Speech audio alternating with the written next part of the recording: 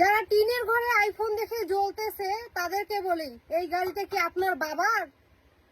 আমারে মাফ করে দেন হুজুর, আমার ভুল হয়ে গেছে। এই গাড়িটা কি আপনার বাবার?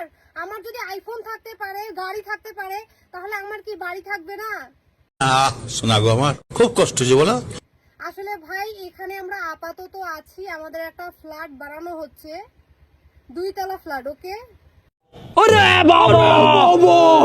আমি বলতেছি না যে বড়লোকি দেখাবো। আমি টিনের ঘরে, চাটির ঘরে ক্যামেরা চালু করছি, আইফোন দেখাইছি, এতে এমন কথাবার্তা কেন ভাই?